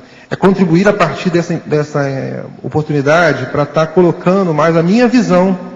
A proposta do professor Valdo é picotar ao máximo as ideias do Cosmos, né? Você, de forma lúcida, a gente colocar as nossas visões em relação ao universo. Então eu coloquei assim, vejo o processo evolutivo como um crescendo de autossuperações, no qual a aprendizagem, a reconciliação, a interassistência e o autodiscernimento são pré-requisitos fundamentais diante dos sucessivos desafios que temos a cada instante. A ideia, então, deixou de ser ciclo, virou crescendo. Achei até que ficou melhor do que ciclo. O crescendo, porque é um processo, cada vez mais, a gente tem mais desafio, mais travão, mais dificuldade, exige mais da consciência. Então, a ideia foi realmente colocar um verbete positivo, traforista, como doação para todos os colegas aí, o professor Valdo também. Sua contribuição é muito boa. Muito bem feito. Cláudio, aqui no ar. Aqui em cima. No ar. No cantinho aqui. Eu queria saber que na fatologia, no final da 11ª linha, começo da 12ª, você colocou o trafor consequente. O que é o contexto que você quer dizer com isso? O que move a gente, que alavanca, é o trafor. O trafor é o que está na frente aí, o que a gente precisa estar de olho, é o que vai gerar a sinergia. Então, o trafor consequente, não adianta o trafor que não dê fruto, não dê resultado. O cara tem lindos trafores, maravilhoso, o cara tem um monte de trafor, mas não aplica nada. É um verbete, como o professor Pedro está lembrando aqui. Então, a ideia, eu também trabalho muito da OIC, da Apex e da Conscius, de estar ressaltando a pessoa se torne mais eficaz no processo com os resultados evolutivos e mais assistência. Então, para aprofundar isso aí, eu sugiro o verbete. Você já conhece o verbete, você está perguntando em relação ao crescendo, né? O que faz a autossuperação é o trafor consequente. É nessa linha, Jarbas. Espero ter... Beleza.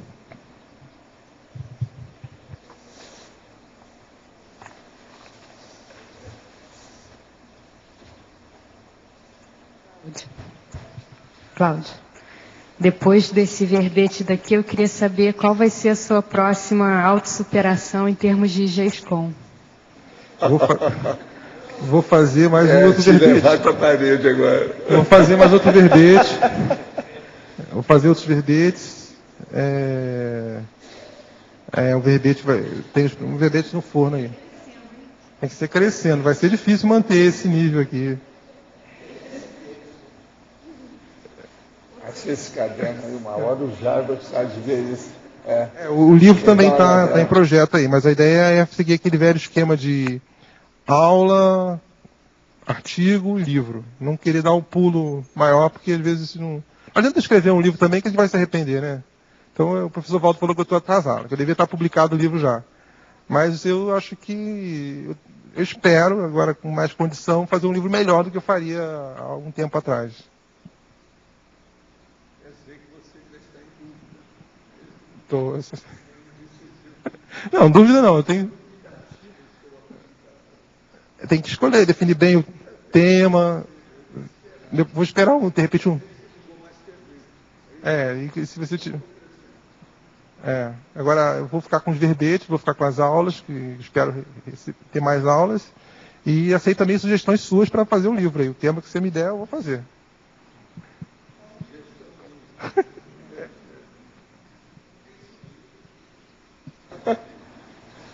O homem escreve muito bem, jornalista, conhece tudo. Você sabe que o Cláudio tinha contato com tudo quanto é mídia de Foz, né? E mexia com isso aqui o tempo todo. Atualmente eu não sei mais o que ele anda fazendo, mas teve uma temporada que você tinha contato com todo mundo. Ele que conhece mais o campo, o universo da mídia, de modo geral, aqui em Foz. Ele que sabe mais. A Trifronteira, a Trifron. O negócio é sério. Isso te dá uma boa visão de conjunto. Eu estou procurando ficar mais focado em outras áreas, né? Que é a área da administração, que eu preciso trabalhar mais a questão da auto-organização e pegar as coisas boas do jornalismo, né? Cosmovisão, a reflexão, a Tares.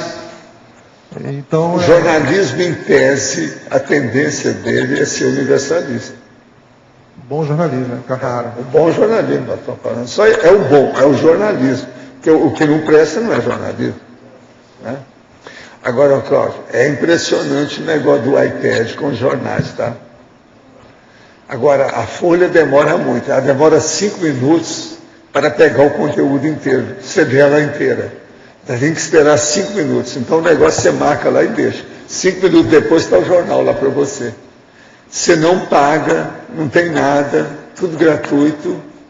Isso, gente, é impressionante. Os jornais estão se acabando. Eles vão acabar desse jeito. Você não acha? Escuta, Folha de São Paulo. 3 horas da manhã, põe a unha lá. Tá. Então começa o negócio a rodar. Aí vem 5 minutos. Espere, por favor, atenção, 5 minutos. 4 minutos. 3 minutos. 2 minutos. 1 minuto. Aquilo vai chegando até preencher tudo. Aí aparece o jornal inteiro. Você lê tudo. Todos os cadernos. Tem tudo lá. Como é que é isso? Folha de São Paulo é o maior jornal do Brasil. Estou falando do maior. Agora está o Globo, está o Processo New York Times. Eu tenho tudo lá. Como é que fica? É tanto que eu já falei agora lá no Holociclo e na Holoteca. Eles podem estudar porque eu não preciso mais dos jornais todos do jeito que era. Isso aí já me alivia o processo. Então precisa ver que jornais que nós vamos agora assinar. Que a gente recebe muitos. Isso vai diminuir os nossos gastos mensais com o processo. Entende? Isso é uma coisa que tem que estudar lá embaixo. Agora vou pedir a Cris, a turma toda, para examinar isso. Eu já estou com uma meia dúzia de jornais. As revistas eu não olho, não. Porque essas, agora, hoje, por exemplo, já tem. A gente põe lá, Veja, eu tenho lá essas revistas, mas Veja, já está pronta a revista dessa semana, está tudo na mão da pessoa, já tem tudo lá. Você já pode ver também a opção de coisa. Na revista eu gosto de ver mesmo na minha mão. É melhor. Mas agora jornal. Por exemplo, esse caso aí dessas pessoas que escreveram contra o português, tem tudo lá no jornal. 3 horas da manhã eu estava lendo isso. Você pode escolher o que tem, o mundo inteiro está falando lá do assunto, você põe lá, arranja tudo. E outra coisa, você aumenta, coloca o fonte que você queira, enorme lá o negócio, cresce tudo.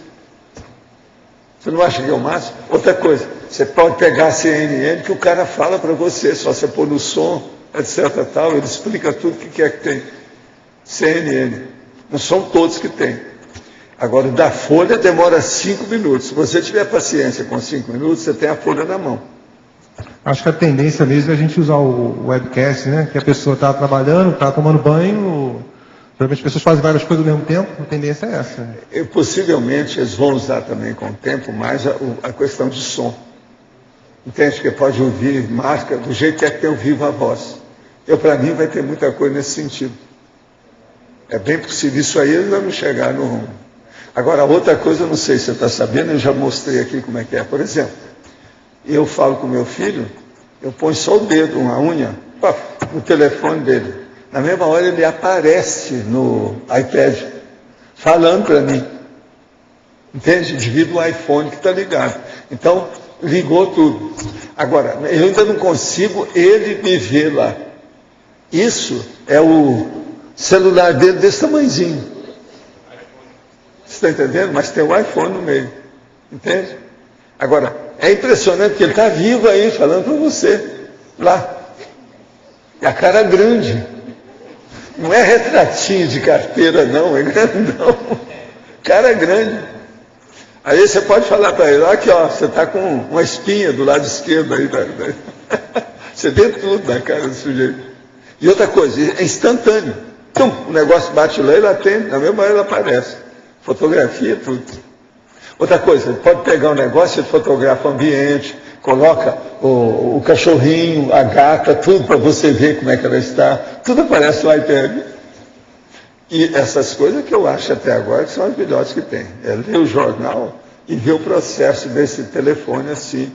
E você vê a pessoa com calma. Valdo. Isso é o máximo.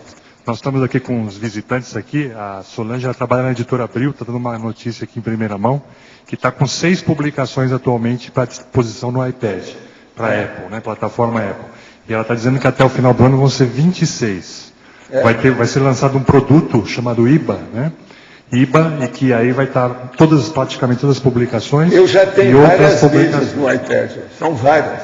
E vai ser para não apenas. É um monte, enche o quadro lá de agora, a Abril já está expandindo praticamente até o final do ano, vai ter todo o conteúdo. Agora, ó, se dos ver tablets, o que vai né? acontecer com esses periódicos de papéis, alguma coisa vai acontecer, isso aí, porque não vai ser igual ao livro, não.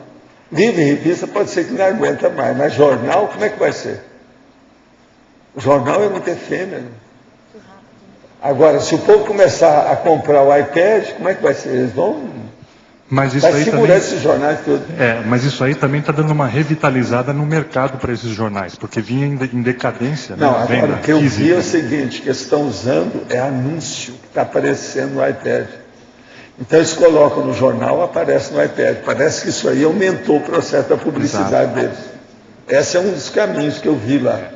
É muito carro que está aparecendo no iPad. Qualquer coisa aparece um carro. Sabe? É uma espécie de intrusão. São assediadores, os carros. Qualquer coisa aparece aquele carro na sua frente. Agora, outra coisa também é o seguinte, os americanos, nessas mídias que têm no iPad, eles aparecem com muita coisa bonita de fotografia. Isso também atrai a gente. Interiores, ambientes, landscape, sabe como é que é? Paisagens. Há um monte de coisa que tem lá. Entende? A CNN, New York Times, tudo tem isso. A questão do design, né? Não é bem design, não, é foto mesmo, nítida. Negócio super nítido, bem claro. É impressionante você ver um ambiente, você ver a paisagem, tudo com detalhes, tudo colorido. O Full HD, né? A alta definição da imagem. Né? Alta definição. Eu tenho o HD aí da Sky, mas não é a mesma coisa, o de lá é mais nítido. Sabe como é que é? Agora, depende também da sua televisão, não é para pegar o Sky. A minha é Bravia. Dizem que esse que tem o L, G e outras coisas, tem uns que são mais nítidos. Eu ainda não vi. Agora, a minha é da grandona. Né? Agora, meu problema atualmente é o seguinte, jornal que suja as mãos, desapareceu. Outra coisa, o meu iPad tem uma capa para não sujar. Então não risca. Eu não sei se o seu você usa assim. O meu é desse jeito. Quer dizer, eu estou com alto nível de consideração com o bichinho. Sabe como é que é? Não dá para riscar. Ele tem uma capa. Foi colocado impermeabilizado lá um processo. Você sabe que tem, né? Um processo desse atualmente. Mas vale a pena. Agora, eu estou esperando colocar agora o caso do iPad fornecer a minha foto para o meu filho. Porque senão só ele que fica pondo a língua de fora para mim. Eu quero pôr a língua de fora para ele também. Você está entendendo como é que é? da recíproca, né, para não ficar só um. Eu só recebo, não dou nada? Não, de vez em quando eu posso. Né?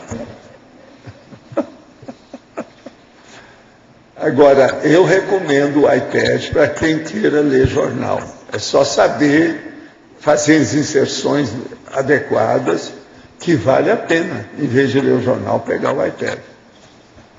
Eu já cheguei à conclusão, não tem jeito. Os fatos é que orientam a pesquisa, você tem que se render ao processo. Agora, eu vou usar o iPad aqui para algumas coisas, para mostrar aí, para dar as notícias na hora. Eu estou esperando que nós vamos ajustar. Estou esperando vir o iPad 2, sabe, a segunda edição dele. É que está muito caro ainda. Nós estamos esperando abaixar os preços. Está muito caro o segundo. Aí esse primeiro eu posso passar para eles lá, ó, e ficar aqui. Aí eu mexo com isso tudo aqui, simultaneamente. Entende? Eu acho que vai ser uma boa. O jornal vai ter um papel mais documental, né? Ser um documento, né? É. Não só ser um fator noticioso. Vai ser noticioso, mas também vai ser uma prova. Vai ter que estudar isso muito. Eu não sei como é que vai ser, não. Mas o processo do jornal, eles vão entrar em crise maior em pouco tempo. Estão todos em crise. Não estou falando é crise grande. O governo pagando aí. Igual, por exemplo, aos processos da internet. Isso também ainda vai dar crise séria. Vai ser inevitável. Por quê? Os hackers, se você for olhar, tem uma parte péssima e tem uma parte boa. Esse caso do Wikileaks tem um aspecto bom nisso aí, ninguém pode tirar isso do... Como é que é? Isso tudo tem que estudar. Então, ó, eu vejo que vocês da mídia estão até aqui com problema. Não, vocês da mídia, não sou eu. E eu não sou bobo, eu só tiro casquinha na história. Igual vocês não. Os profissionais da mídia estão até aqui saturados de problema. Viu? O processo não é fácil, não. Flávio. Sim. Aqui o Marcos. Tudo bem? Oi, Marcos. Parabéns, eu ia sair de lá do outro lado da Colinópolis. Obrigado. Andando para dar os parabéns. Ele estava assistindo. Pode espetar, vamos lá. Não, então, acho que tem muito a ver contigo, a gente conversa muito aí, né? Faz muita besteira também, mas se ajuda. Não, é sério. E o Cláudio é um cara realmente que tem verbação por isso aí, porque nos últimos tempos ele tem tentado, né, feito um esforço danado para melhorar. Eu acompanho muitas pessoas, apesar de não falar às vezes direto, né? Mas ele tem realmente feito um esforço de melhora, né? E como eu tenho muito a ver, eu também faço muita bobagem, eu também nunca desisto de melhorar, né? Mas eu acho que é um cara bem coerente para lançar esse verbete aí. Mas eu queria perguntar o seguinte para você, Cláudio. Dentro desse crescendo aí, né, a cada novo patamar de superação, de autossuperação, de auto-melhora, né, como é que a gente pode fazer para identificar melhor essa mudança, quando ela realmente se fez, né, se deu o upgrade, e aproveitar melhor isso para o próximo ciclo, né? Essa questão, muitas vezes a gente tem que, a maioria das vezes, abrir mão. Mas tem algumas pessoas que a gente tem que firmar a mão. A gente tem que saber, com o discernimento, o autodiscernimento, saber a hora de firmar a mão, a hora de você falar, não, isso aqui e é isso que faz a dinâmica, né, das conquistas, dos aportes. Então a gente tem que saber, com o autodiscernimento, a minha tendência é muito maior para abrir mão. Então a gente tem que saber aceitar a mudança, aceitar a renovação sempre. Então, ver as coisas boas, né? Ver as coisas boas, as suas conquistas, não passar panos quentes, ver a coisa de forma bem clara, nua, e ouvir outras pessoas. Às vezes as pessoas não ouvem.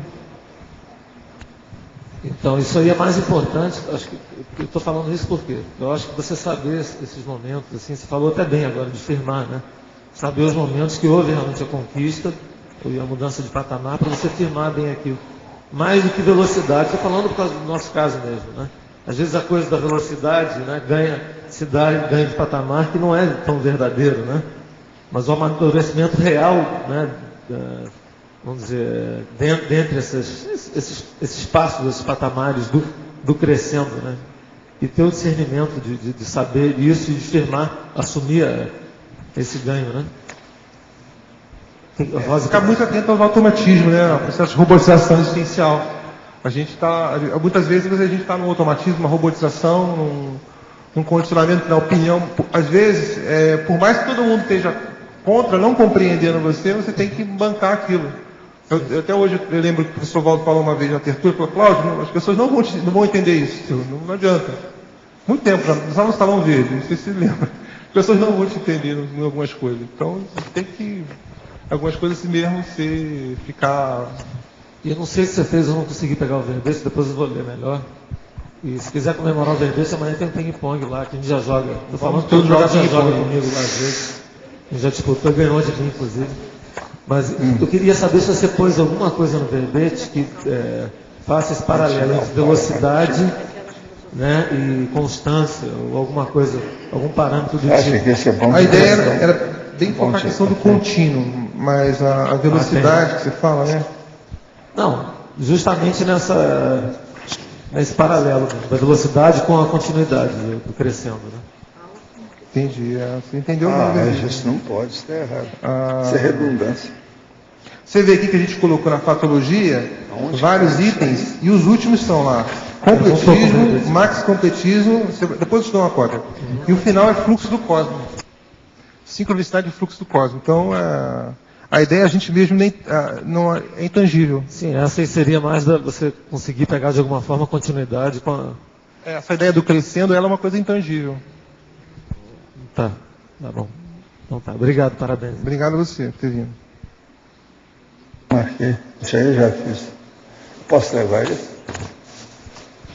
Mas, Cláudio, então, meus parabéns pelo seu esforço, muito bom, muito bem articulado aí o processo todo. Estou aguardando o seu livro, sabe? Para a gente ver aí com calma, tá bom? Muitas graças. E os nossos comerciais, por favor. Obrigada. As pontuações da tertúlia de hoje foram 82 assinaturas no livro de presença, 23 perguntas presenciais, 19 perguntas respondidas online, 39 votos presenciais, 6 votos online. Hoje temos 5 recados. Patrícia, Simpósio, Democracia Direta, Kelly, Ciclograma, Juliana, Biocam, Júlio, 5ª Jornada de Educação Conscienciológica, Will, Conferência Online da PEX. Boa tarde a todos. Eu estou aqui para convidar para o primeiro simpósio internacional de democracia direta. Esse vai ser um evento muito importante, porque nós vamos estar construindo as bases cosmoéticas na politicologia.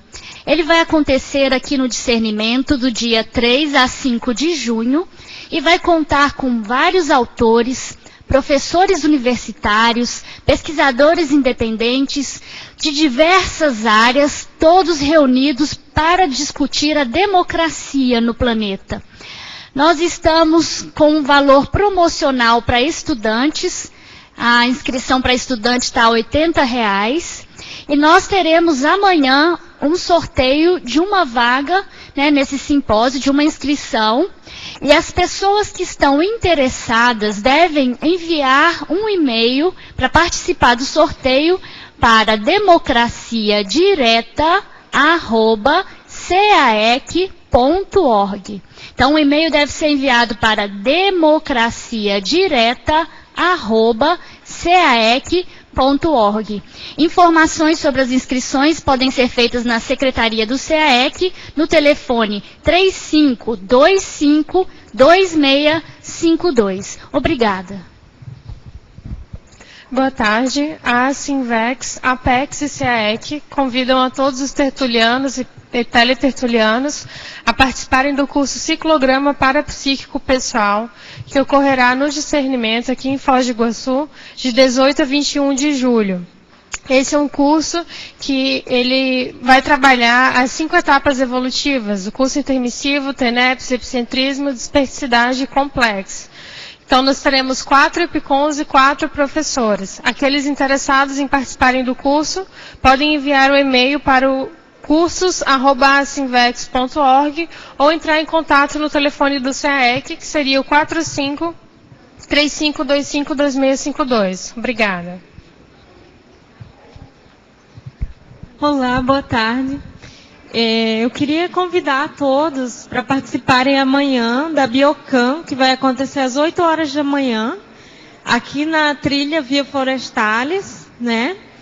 E para quem não conhece, a Biocam, né, é uma atividade que une caminhada, que é atividade física, e práticas energéticas em ambiente de natureza aberto.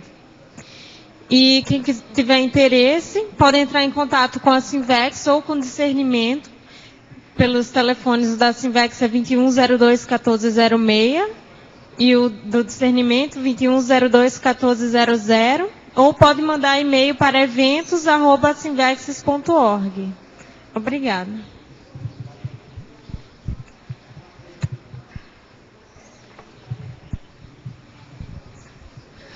Boa tarde a todos. Eu gostaria de fazer o lembrete aí que está quase encerrando o prazo para o envio de trabalhos para a 5ª jornada de educação conscienciológica. A chamada de trabalhos está aberta até segunda-feira agora, dia 16 de abril, e é um convite aberto a todos os professores, ou em atividade ou em formação, para compartilhar os seus achados, as suas experiências, as suas propostas em educação conscienciológica. Estão todos convidados. Qualquer informação adicional, entrar em contato com contato@reaprendência.org ou então informações na página www.reaprendência.org. Obrigado. Boa tarde. Eu gostaria de estar convidando para participarem da conferência online. Hoje vai ser uma entrevista com o professor Maximiliano Reimann, que ele é o autor do livro Síndrome do Ostracismo. Então vai ser uma atividade, vai ser uma entrevista, um bate-papo que vai estar acontecendo. É no site da Apex, vocês podem acessar www.apexinternacional.org. Hoje às 15h30, é só acessar o site e quem quiser estar assistindo e pode fazer perguntas ali para o palestrante online. Obrigado. O verbete eleito para amanhã é Literatice, especialidade psicossomatologia. Autor Eucárdio de Rosso. Obrigada e boa tarde a todos.